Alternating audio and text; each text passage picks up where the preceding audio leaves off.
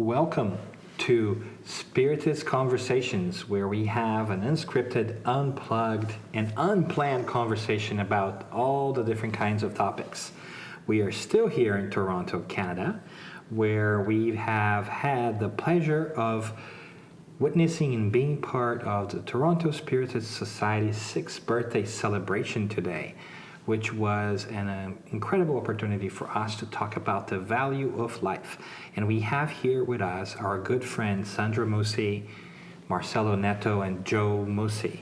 And I just want to open the floor really quick so we can do a little bit of a summary of what the event was like today. What was it like for you guys to be part of this incredible celebration today?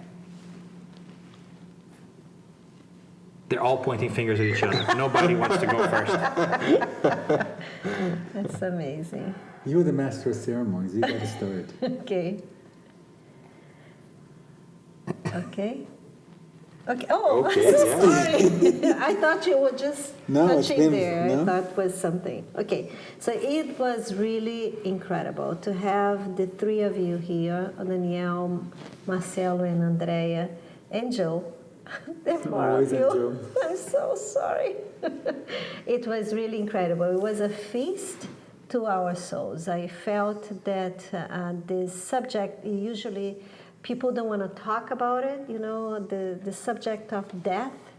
It's something that people, they just want to avoid. They want to talk about life and the good things about life and how to make life better.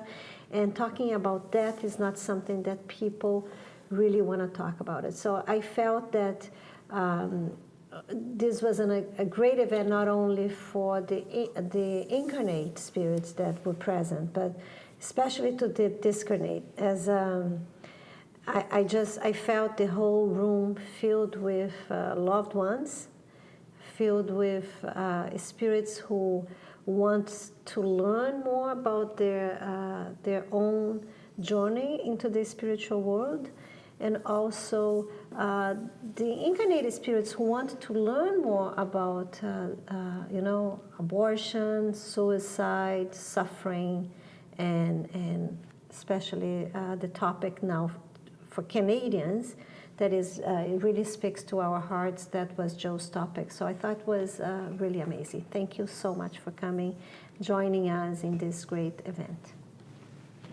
We were the one that benefit so much about having the opportunity to hear from too many good speakers. And actually, I learned a lot with Joe's and Daniel and Andrea talking about the topics that they presented to us.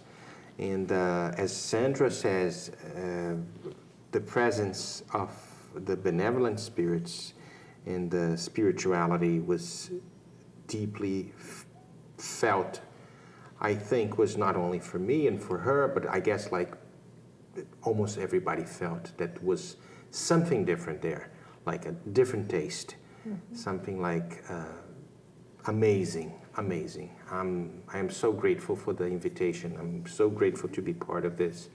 I am so grateful for the friends that you guys are and the work you're being doing in Toronto, this wonderful city. The event today was a blessing. What else can I say? It was wonderful in every aspect, from the energy, from the interest, from the questions we got from the public, from the excellent performance we got from our guest speakers. It was, very gratifying to see it all come together. And we spent a lot of time on the theme because it matters. It matters because it coordinates the thought. It brings in concerns, questions that folks have. And if we really think about it, Spiritism is all about life. It tells us about our existence and the many lives that we have. And if we don't know how to value life, we're missing the basic points, what Spiritism brings to us. And that is a great point that you bring to us, Joe, because generally, as you guys know, we're very lively here in the program. We joke around, we have all kinds of fun. And today, I think the program have put us in a reflective mode, so to speak, because one of the topics that we had today is very relevant to Canadian society as it is right now, and I think it, by consequence, to all of us, and that is the question of assistance in dying. Is it okay for us to choose to receive help and end our lives when we no longer want to be alive? And that is such a difficult topic in general because it's very raw. It deals with people's own experiences and their desire to do best for other people. And how do we navigate all this? And what does Spiritism tell us? And for Canadians recently, it's been a very important and very contemporary conversation because they are just they have just come together to figure out what is it that they want to do and decide how their society should act when it comes together. And so we're going to toss it back to Joe. So maybe Joe can kind of tell us a little bit. Joe, can you tell us a little bit about the recent experiences here in Canada that Canadian folks have had with the new legislation that came about? What is this all about? The whole idea around dignity in death, or death with dignity, assisted death, has been around for a long time. I mean, this is not a recent debate, but it picked up quite a bit of speed with a government that was elected to Montreal, Quebec, the province of Quebec, about 4 years ago. And this particular government wanted to make sure to emphasize separation of state and church. Now, in North America, we're mostly separated, but these political, most associated with leftism, wanted to make sure that there was no residue of anything that may be perceived as residuals of a past connection, especially in the province of Quebec, very Catholic in its origins. So there were still some places that they had crosses, in public buildings and so forth. And one of the things that they brought up was assisted suicide or assisted death, euthanasia, all kinds of different names that we've had, even mercy killing. And realizing, or at least contemplating, that most of the arguments against it fell under the philosophical and religious realm, they felt that it was up to the government to allow and regulate that kind of activity. So there were some initial cases brought to the provincial Supreme Court, and they saw that it was well within the rights of the province to legislate that, because there was kind of an absence of legislation at the federal level. Of course, when you have that kind of debate, very public debate, there were some test cases in British Columbia of this woman who wanted to die. She had terminal disease. She wasn't immediately in danger, but she wanted to die. She didn't want to suffer anymore. So she had requested the right to be assisted in that act by a doctor of her choice. So the debate continued in British Columbia. Eventually, it made its way to the Supreme Court of Canada. And the Supreme Court of Canada said, guys, this is a very serious topic. We do believe that individuals do have some significant rights in deciding how they wish to die, and then the government needs to put a legislation in place. So for the last 3 years, we've been debating this, and eventually it became what is known as Bill C-41, that was just finalized and approved and got royal consent a month ago, on June 17th. And that's what, even a couple of years ago, we had a guest speaker from Montreal speaking to us about what was happening out there.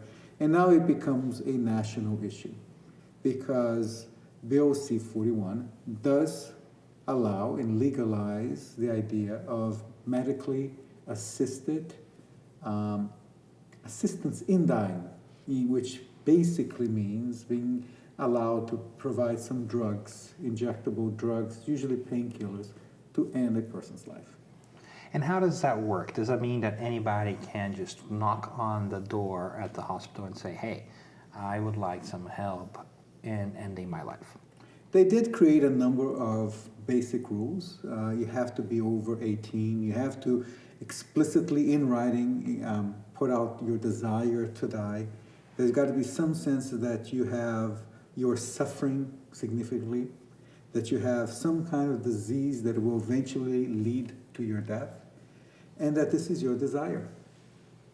So you just can't end it for any reason. There's got to be a major component to it, like the terminal illness. There's got to be some logical reasoning behind it, even though the law, in my opinion, leaves a lot of open loopholes for that. And one of the things that they wanted to make sure is that it was done under medical supervision, under medical criteria, where doctors who felt that the patient was, in some ways, not really appropriate for this type of procedure, because it becomes a procedure, that they can represent their objection. No doctor is ever going to be mandated to do it if it goes against their religious or moral beliefs. And that at least 2 doctors need to certify that the patient fits all of the criteria set by the bill. Now, this is federal. In Canada, there is a great separation between the federal and provincial governments. So we will see provinces redefining that federal law in more details to finalize some of the process of how that's going to work. So, and this is when we also open the mic to our friends who are here with us and ask them, clearly this is a difficult topic because people certainly should have a right in deciding how is it that they want to live their lives, or don't they? Is it their lives? Is it not their lives? How do we see all of that? How do we make sense of all of this? Of course, we understand that we are talking and debating things here, and we understand and we respect everybody's free will, but it begs the question of how special life is. What is life, and what should we do? How do we see this? Is this an advancement in society's laws? Is it a step back? How do we take this? What do you guys think? There's a question on the Spirit's book, if I'm not mistaken. It's question 944. And Allan Kardec asked the spirits, do we have the right to get rid of our life? And the answer is straightforward. It is like only God has the right to end our lives. And of course we have free will and we make choices. We make choices every day, every second, every minute. And according to Spiritism, we see that every choice that we make is going to have like consequences. And we also make bad choices.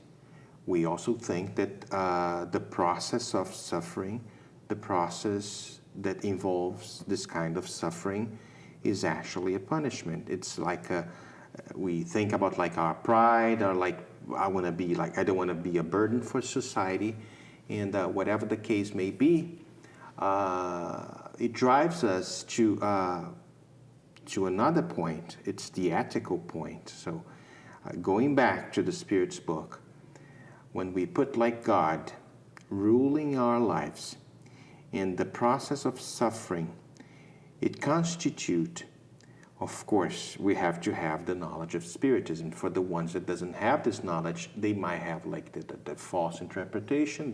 Of course, and the consequences will vary a lot, of course. And but having knowledge of this very specific question, and makes me think like, oh, well, I don't think it's going to be like it's not like an advancement of the human's law. It's something like it's a retrocess. Retrocess is a word that actually doesn't exist. I guess I'm just making up the word. But it's like I don't think it's a good idea. It's a step backwards. It's a step backward. That's exactly the word. But I think it's also a step backwards that is necessary for people really put this out of the shadows, you know? Because if you don't see this, who was saying that today? Was it you, Joe? You know, if you don't see this very clearly, you can't discuss it. So once We have to talk about it. we have to talk Yeah. about this. So maybe this is a step back, because I agree with you, Marcelo. It is a step back, but it's also a step forward, because now it's going to make people really debate about this, you know, about the moral and ethical implications about ending someone's life, and the great opportunity that is in this lifetime to go through the suffering that we have to go through.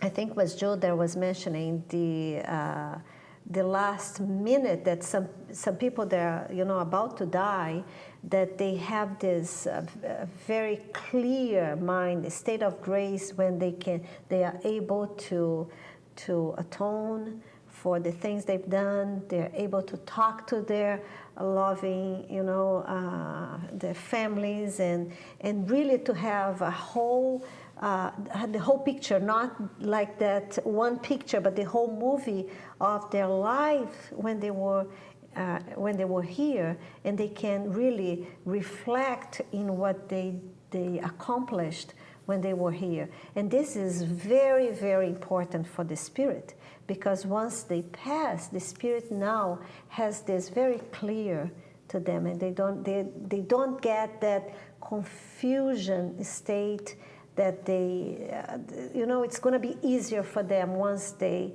are into the spiritual world. And this is, again, going back to what you said today, Daniel, if we read the heaven and hell, you know, those communication from the spirits when they bring this to us, you know, this testimonial of the spirits, some of them, they comment about this confusion, you know, when you pass. So it makes it easier for them to go. And that's such a difficult argument, right? Because for those of us who believe in life after life and believe in the existence of the spirit and that the fact that it lives on, then it makes sense, right? Because then it's not the end, really. It's just the end of a physical life, but you're still carrying on with you all the trials and all the challenges that you have. And clearly in Spiritism, we think that a lot of these challenges we face today are the consequence of something else that happened before, right? At first, this might seem like a really harsh thing, right? But we kind of look at it as a cause and consequence thing. Like every act has a consequence, and if we are not prepared to deal with those consequences in this lifetime, we may have to deal with it in another one. But at the same time, we also have to acknowledge there are a lot of folks who don't believe in any of this. And so we have to weigh all these in. So it looks like for us might be a step forward, a step backwards. For them might be a step forward. So how do we navigate all of this? What do we do, right, to have people talk more about this? And what's missing for people to perhaps find a new way forward? The awareness of the immortal soul. You know, we are immortal beings. And if you think that this is it, then it's harder, it's easier to move forward. You know, I'm going to see this as a step forward. If I believe that I have an immortal soul, and this is just one blink of an eye of my spirit here, I'm going to make the best of it. And I think one thing as a spiritist that we can all learn from that is it's the virtue of resignation. If you go through a suffering, if you can really work on resigning in a way, your suffering and resigning it, this is what I think you get the most of that experience. And I can see that not only from Spiritists, but I saw this in some friends of mine. You know, a British, very close friend of mine, British woman. She was a Canadian too, and she lived here for many, many years. And she had this, she died of cancer. And in her last month, she had this virtual, really beautiful soul, you know, and she knew she was dying. She knew it, and she had to really resign for the fact that this is a part. And I brought her the spirit's view of death and everything, and it gave her this, like this new breath that I think she was looking for. So I think, I don't know, maybe we think that we know better, but I think if more people would acknowledge that we are not only having this, we are here to have this life, but we just, a spirit having a incarnated, how do you say? Just an experience here in this life, then it would be easier. Yeah. You mentioned something in your lecture today, that we are in a moment of our society that we have reached to a point that we have so much comfort. We have water, we have just like to turn the faucet, we have everything is ready for us. The technology, we went to the moon, we went to the intimacy of matter. We see things that we never had the chance 100 years ago.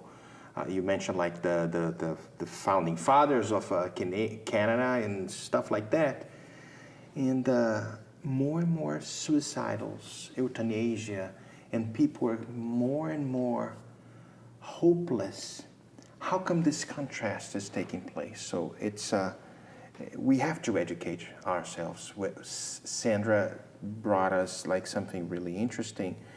That of course I have friends. They're very materialistic people. Their minds driven completely towards materialistic point of view, and they're so empty. They're fantastic people, but I wish I have the faith, the belief that you have, and they are very rich, they're very wealthy, they are people with everything everybody dreams, but they are I miss something, and I cannot measure what is this that I miss so much, and sometimes I feel like getting rid of my life.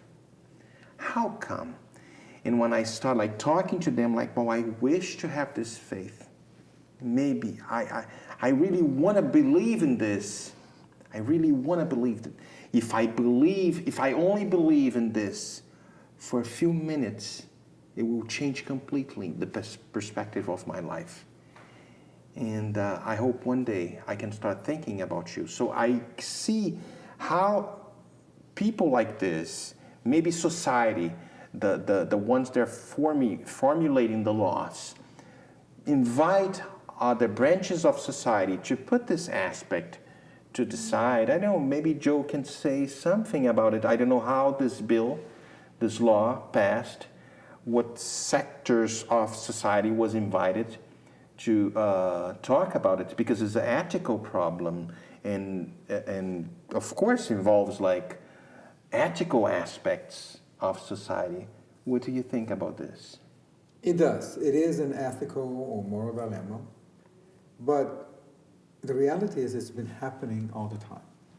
And right? by that you mean the entire history of humanity. Well, and even more recently, as people get near the end of death, and they're usually in a lot of pain, they come under very strong dosages of painkillers, for example. And it's very easy to increase that dosage just a bit to kill the person. And that happens all of the time. But exposing the doctors to possible lawsuits, liabilities, loss of their license, and so forth. So the medical professionals wanted at least to have the guidelines, so they're not trying to guess or try to hide this in such a way, as Sandra said, to get out of the darkness. This topic is similar and very different than the abortion debate that's been going on. Abortion is an active killing of an individual. There's nothing wrong with that individual. It's a perfectly fine individual in most cases, a baby or fetus, and the mother decides to abort, right? So it's a lot easier to question the morality of that act than to question someone who has had a long life, that has been healthy most of their life, and now suddenly it's under tremendous pain.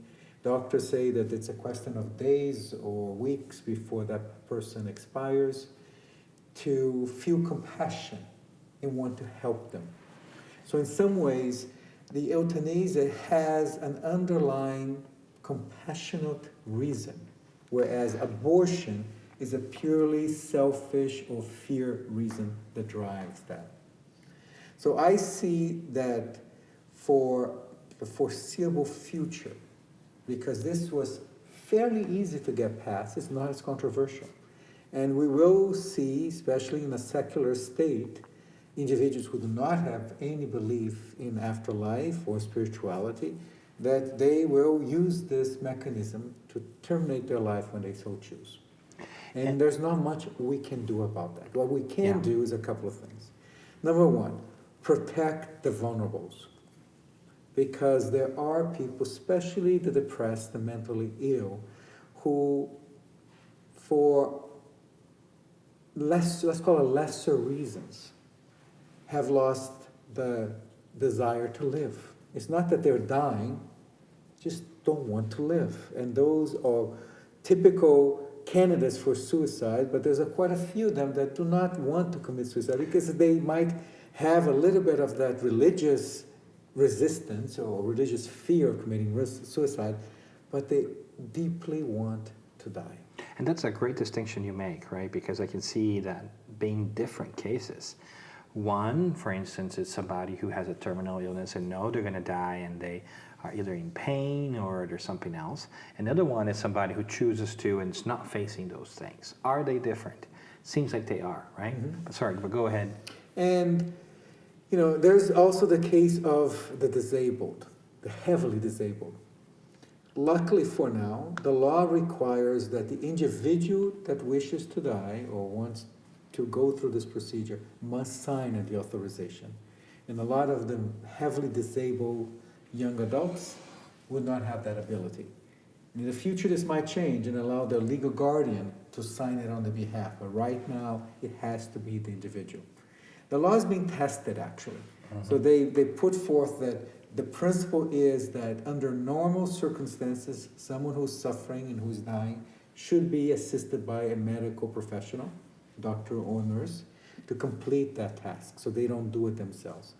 In no way allows euthanasia by non-medical persons.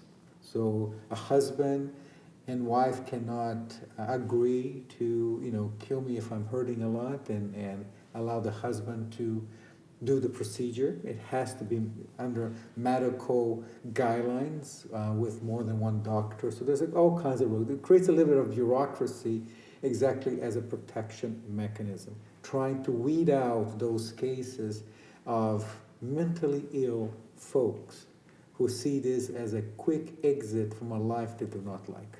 Or also somebody who decides to use the law as an excuse to literally kill somebody else. Yes. Right? Like a wife or a husband that might just want to get rid of their loved ones and say, I've got consent from them. Not very loved ones, yeah, but you joke this, but there have been a lot of cases documented where wealthy people were in coma or terminally ill, and their relatives who were going to be inheriting their money would try to time their death either before or after the beginning of a new fiscal year because the laws on the taxation is going to change. They're either going to pay more tax or less tax, depending whether they die December 31st or January 1st. Even that. Things you learn. Right? Yeah. So in some cases, they were asking doctors to unreasonably extend the life through machines so they would fall in a new fiscal year. Oh my God. So then the law is going to, if the taxes are going down, or they would find ways to suddenly, well, my daddy just died December 31st at 11 o'clock at night. Just before there was an increase in the taxation. So yes, you're right. The selfish, non-compassionate purposes will always bleed in if we let them. And the truth is, we were talking about this earlier, I think, too. We cannot pass laws that will dictate how people feel, right? Ultimately, whatever law there is, people will find ways around this. And so we know out of practical learning, and also because we just try to understand people, that a lot of these things, a lot of these feelings are things that people need to deal with themselves, right? And so just because you have a law that gives you the option to doesn't mean you necessarily have to. There's still a choice of whether you want to trigger using that law or not, right? And obviously it's a very difficult situation, because you may have a loved one who is going towards the end of their lives, but they're suffering. And so what can we do? What should we be thinking about? Because if somebody came to you at that point in time, I'm sure they're going to be pretty desperate. They're going to be seeing somebody that they care for. They are going to be seeing a loved one withering away in pain, and they might be for a moment tempted to just end their lives. Why should they not do that from a spiritual perspective? Well, we have a couple of things going for us. One is our natural instinct to not die. We have a self-preservation instinct that's very strong, which usually keeps most people from doing stupid things that could kill themselves. Usually. So that feeling's inside us, not to die. Especially if we've had good lives, we want to extend. If we have grandchildren, we have children, and then we know that there's new things happening in their lives and so forth. What's working against this is fear. Fear of pain, fear of humiliation, fear of losing complete control over your life, losing your memory, losing your biological controls. People are so proud that they fear that, and they fear that, wow, what will my children and grandchildren think of me if I am totally mentally forgetful and I'm peeing in my pants? I don't want that. I don't want them to remember me this way. Or I don't want to give them any extra work. Now, Yes. what we can do is little by little remove the fear, to at least delay that decision as much as possible. So science helps by new treatment plans that allow patients to feel more comfortable, to have some level of quality of life for longer and longer and longer, getting closer and closer to the moment of death. So that's very positive. And I think one of the things in the law is that doctors do have the right, actually the obligation, to educate their patients who want to die and all of the various treatment plans that they have and what it will mean for them and for their family to go into these treatment plans. So the more medicine and science evolves, the more we'll be able to address those fears and allow that instinct to take over and says, yes, maybe if I want to have a not so bad life, maybe I can see my grandchild get a diploma in high school. Maybe I will see my, have a great-grandson or great-granddaughter being born. So there's always things that we look forward to. We just don't want to be some kind of vegetable lying around and doing nothing. And we only think that because we don't believe in the soul. And that's a key point, ultimately. Yes. This might be the deciding factor, right? Because if you put yourselves in somebody else's shoes and they don't believe in life after life and the existence of a soul, then the choice to end one's life makes sense. The problem is when we're missing that information, and I think most of us nowadays in society might be, right? Or if we have that idea, we just don't think about it often enough. We don't exercise, so to say, our spiritual muscles. How often do any of you guys stop to think about, dying? I don't know about you guys, but I wasn't necessarily raised thinking about the day I will die. And I think that young folks never do, right? Death becomes mainly a concern for those who are approaching death, and then we just don't know how to handle that.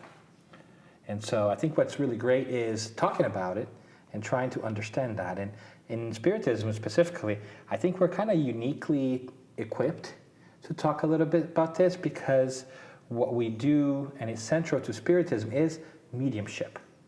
And mediumship allows us to do what? Allows us to get some information and contact those who technically, what we would call died, right? And they tell us different things. And I think Sandra was mentioning earlier The Heaven and Hell, which is a book by Allan Kardec, which is a great book because he has two parts, right? The first part is the theoretical piece, kind of a recap of all the books he's written before. And the second one, it's really great testimonials from spirits telling us, hey, this is what my life looked like when I was here on earth, and this is how I find myself now. And they tell us that they're both happy or unhappy depending on what is it that they've done on earth and how they see themselves, right? So if the key part, it seems like we are probably agreeing that the key part to this discussion is whether we believe in something greater or not, then what do we do with it? How do we get society to be more aware of the spirit? Should we? Should we let things ride? I don't know. I'm just really asking. You being reflective there, Marcelo, what are you thinking? No, I think it's a process. It's a process. We're not going to be outside preaching and trying to convince everybody that the spirit is a reality. And but it's a process. We see, like in our Spiritist centers, we see people that come. Sometimes they're very materialistic people. They're like empty. They have their hearts willing to believe in something. They end up staying at the Spiritist center. They become like active workers. And really quickly, if I make a pause here, if you're listening to us, you might have heard us say materialist. And by that, we don't mean somebody who is selfish and is just concerned about money. We're really using it in the purest sense of the word, which is you just believe in the material, right? There's only life in the physical world. So we want to make sure we clear that up so that we don't have any Good point. We have an example in our house. This man is a wonderful man. He was like he's a physicist. He says like, well, I don't believe in anything that you guys believe, but I respect so much. This was like a few years ago. And today he participates in something that we call mediumistic meetings. He's one of the counselors. He was the one that provides and speaks to the spirits. And if you talk to him today, and if you went back in time and remember when he first crossed the door and talking to one of us, you will see someone was 180 degrees difference. It was a fantastic transformation because he, in the beginning, says like, well, I felt like an emptiness and I wanted to believe, but I don't believe. But now it makes a lot of more sense to me. I like to believe, and I agree because it's logical. It's fantastic. It makes sense to me. By the way, he's from Manchester. He's from England. He's a wonderful person, a loving soul, an extremely, extremely logic and intelligent man. But I think it's a process, but it's an individual process. It's an individual process. So each person has to go through their own process to be able to say, okay, I need more. Where do I find it? So having the Spirit Center, having the books, available to people, it's a great thing. Having these talks that you're doing, Daniel. We are doing. What is this new thing?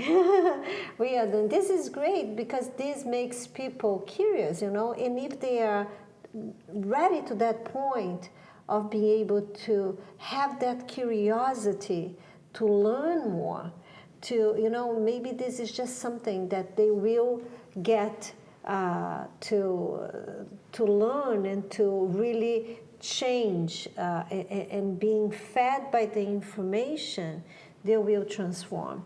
But this man, the fact that he went, Marcelo, to your group, he was already in a point that he was already in the curve of changing, of looking for something new. Otherwise, he wouldn't be going to a spirit center, not even to learn, because if he's that logic and if he's that materialistic in the sense of I don't believe in any of that stuff, he wouldn't be able to put himself in that position to learn more. So I think it's a process, but it's also an individual process that needs to be respected.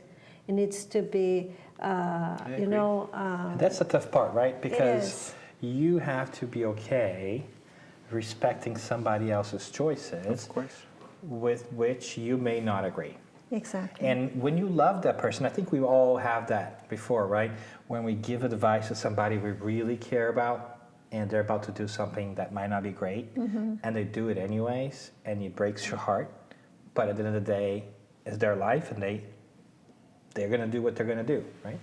I think we have to look at a positive side of this debate. I saw a statistic, and I don't remember the exact number, but was close to. Question is, where do people go to die? 80% of us will likely die in an ICU, in a hospital. That's where people die today. Yeah. And there is very few places that are less cold or simply empty of any warmness, right? It's sterile. You're connected to tubes, and that's going to be your last vision of this life, is that room with all the equipment, people you don't know, and that's not a good death. Do you think, Joe, do you think that happens because we are in denial about death and that we are not prepared for it, and so we fight it, Great all part, the yes. way to the point where we know we're already going to die? Instead of preparing ourselves, we are just going to do anything it takes for us to live on. Unfortunately, that is true, right? So we demand of our doctors eternal life. That's So true. we want Sometimes, yeah. the doctors to save our beloved and do anything that is possible. Please save him or her, right? So we demand that.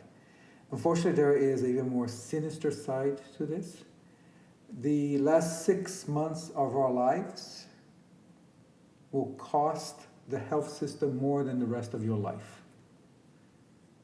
So more than 50% of what you ever cost to healthcare will happen in the last 6 months of your life. So it's very profitable to keep somebody alive in an ICU. It's the most expensive place in a hospital, and especially in the US, where a lot of it's privately paid. I saw a number of investigative reports where doctors in the ICU were prohibited from talking about more humane ways of dying at home, because it would be less revenue for the hospital. So the good side about this debate is what kind of death we want to have. Let's not put into this scenario yet if it's going to be an accelerated death or not. But wouldn't it be much nicer that if you're terminally ill, that you can die in your home with your family, surrounded by people who love you and are taking care of you? That's the principle of palliative care. So if there's something we can do, is to promote, study, and find better ways to give that option to a greater number of people. And I think a lot of us would prefer that. I think so too. I think that we just haven't done that. We just haven't done the thinking around it, right? Society also, well, I don't want to blame society, right? I want to be very clear that it's up to us to digest the information whichever way we want to. Society is the sum of individuals. Right? But we've been spoon-fed, so to say, this image of like never dying and the good guy, and it's always good looking and young, and we live happy ever after, and sometimes it shortchanges us because life is not always like that, right? We go through difficult moments and so forth. But have we really prepared ourselves to pass away? Right? And dying might be a strong word for us because we believe that we're just a physical body, and that we're not just a physical body, and that we're spirit, and we're going to transition out into the physical body, for which we're thankful because it gives us this experience. But do we prepare ourselves? What could we do to be more at ease with the one thing we know is going to happen to all of us, which is dying? Read, educate. Try to find out what comes after. I think it's in a transformation. I think it's not to be attached to things, to people the way we are, because we are so selfish in a sense that, like you say, my husband, you say, my child, you say, my house. If we do not have that attachment to things, and to, not that is wrong, I'm not saying here that it's wrong to have attachment. It's beautiful. It's a way of expressing the love and the care for somebody that really matters to you. I'm not saying that, but it's to a point that you are now, you're nothing without these people in your lives, or you're nothing if you don't have a job, because it's your job who defines you, it's your house who defines you, it's the car you drive that defines you, and it's not that, you know, what defines you is what you are, you know, making your life and how you are morally progressing. How do you want to, you know, what do you want to take this? So I usually think, if I die today, what are going to be my accomplishments? So this is my exercise. You know, I often do that too. I do the same thing. Sometimes I don't do it that often, but every once in a while I stop and I ask. So I think this is my biggest exercise. You know, it's what is it that I'm going to miss the most? Or what is it that I'm bringing with me? You know, what did I accomplish here? Was I less selfish? Yeah, and I often I'm think, less proud. And you know? I often so think, if I die today, what would I regret not doing? What is it that I haven't done that I want to do? And this is what they say, that usually people, when they're about to die, they think of all the things that they regret not doing. So this is, so that's why I say I love you, Daniel. I love you too, Sandra. You see? So we have bucket you have lists to say, because of that. I know Givaldo tells this funny story, and of course he tells it much better than I can, but he said tells a story that he had finished a lecture in one of the Brazilian cities, and right after here comes this lady, and she was crying. She was just completely losing it, and she says, Givaldo, and he said, what is it, my dear? I have lost my son. And Givaldo, oh my God, let's do a search party. Let's look for your son. She says, no, Givaldo, I didn't lose my son. He died. And he says, if he's died, there's nothing else we can do. Why are you wasting my time? He's dead.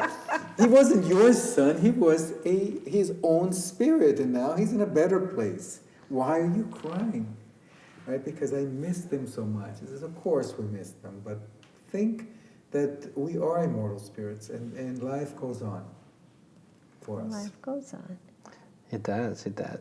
So this conversation around death and dying is a tough one, because we don't do it enough.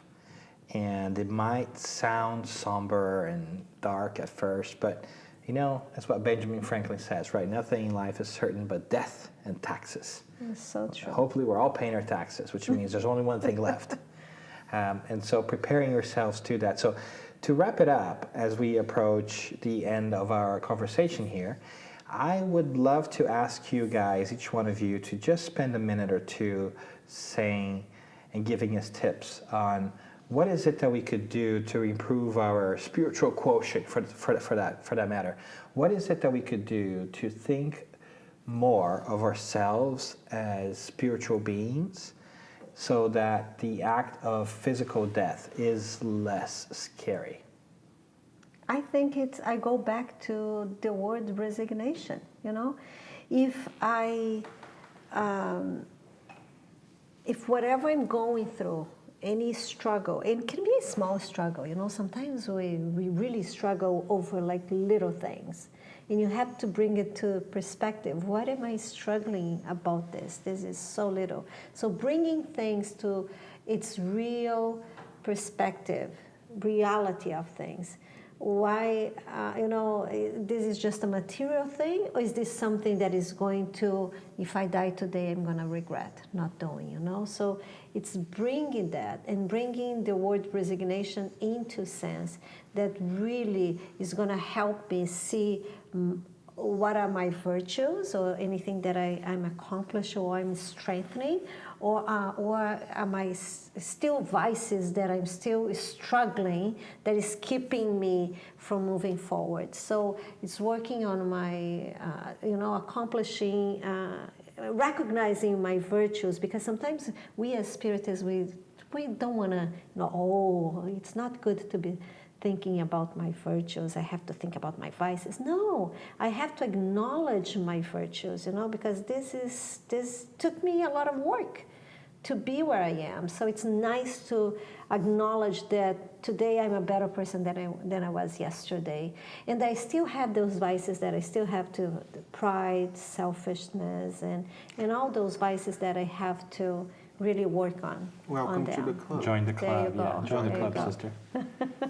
That's true. No, I like it very much what Sandra says, and you're actually through. That's true. Sometimes we struggle over little things in life, and what I try to do is I always try to get like examples of people that has much less than me. They suffer much more than me, and they simply face that kind of struggles and difficulties and obstacles that they have to overcome with such a smiley in their face, but not a fake one. And we have many examples in literatures, and go over the internet, we see people with no arms, no legs, no eyes, blind, this and that. And they simply become examples for society. And we see that is actually true. And I see, wow, we are all sons and daughters of God. And if this guy or that woman has this possibility, I can do too. Mm-hmm. And I try to copy, and I sometimes, oh my God, I'm not there yet, but I will be. Mm-hmm. And I see like, okay, one step at a time. Tomorrow will be better. Let's calm down, Marcelo, and let's see, next step, one at a time. And this brings me hope. I think we all have to have a meaning in life. Men searching for meaning, man and woman searching for meaning, but not like simple meanings, meanings that make us feel really, really divine creatures. I know it sounds very, very philosophical, and it seems like, oh, I don't feel this way, Marcelo. Fulfillment, right? We feel fulfilled. Fulfilled, mm-hmm. yes. Mm-hmm. Simple things in life were things that actually bring me the most joy in my life. Simple things. And I'm trying to pay attention more and more to this. And it's working. The glass is half full. Joe, how about you? I think that the way for us to deal with that is by valuing life. That was the theme of the symposium today, the value of life. If we understand, if we know the value that each minute of our life brings to our immortal spirit, we will want to use every single minute that God has wished upon us for this life. We will not want to shorten it, not a bit. And to each other as well, right? Because sometimes we forget that our life brings joy to those around us.